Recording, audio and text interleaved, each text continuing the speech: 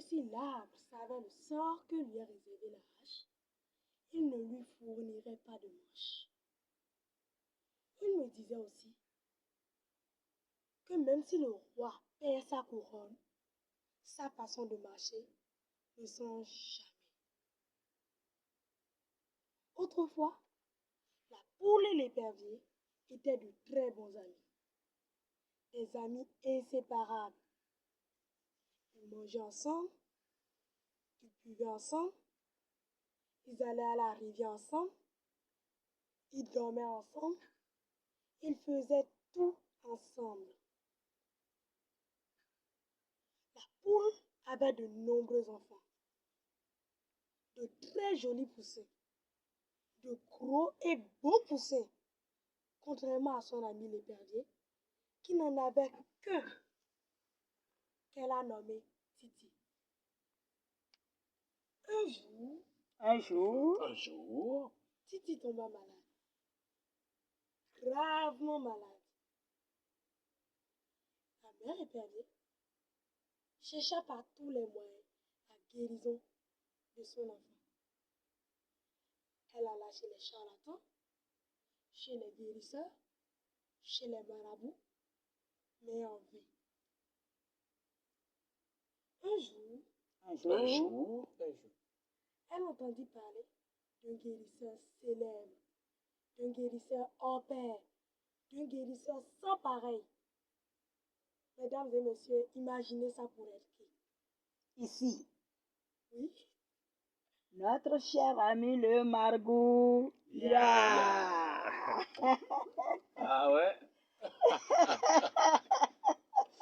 D'accord. Ok. Donc, la mère épervier prit Titi, le plaça sur son dos et puis se mit à battre les ailes. S'il vous plaît, battez les ailes avec moi. Bon. Foucault. Foucault. Foucault. Foucault. Foucault.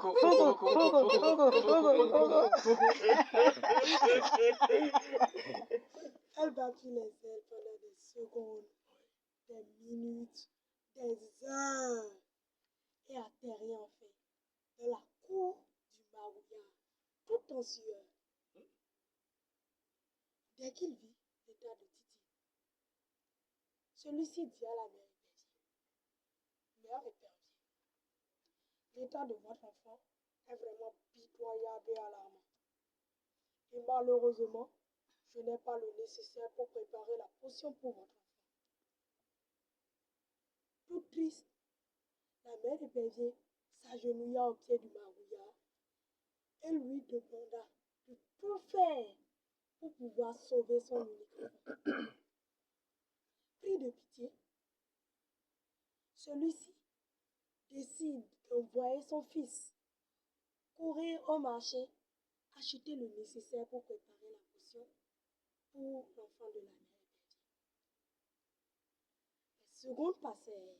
Les secondes Les secondes passèrent. Les minutes passèrent. Les minutes passèrent. Les heures passèrent. Les heures passèrent. Et l'enfant du marouillard n'était toujours pas de retour. Inquiet, il décide d'aller voir dehors ce qui se passe. Il vit au loin une poule qui picorait sauvagement son enfant.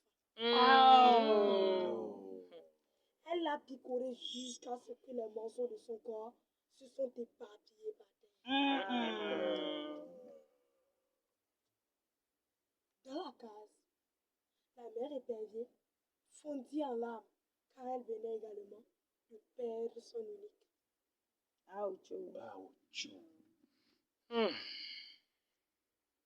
Lorsque le marouillard fut de retour et qu'il raconta à la mère épervier la scène qu'il avait vue dehors, prise de colère, celle-ci décide que désormais, si elle voit une poule et ses enfants dehors, elle va descendre, prendre l'un d'eux pour aller le tuer.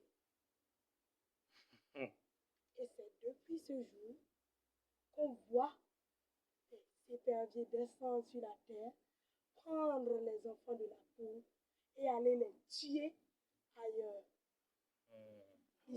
L'histoire raconte aussi que ce n'est pas du tout bon de faire du mal à qui que ce soit, car en tuant l'enfant du Marouilla, la poule a tué également l'enfant de l'épervier.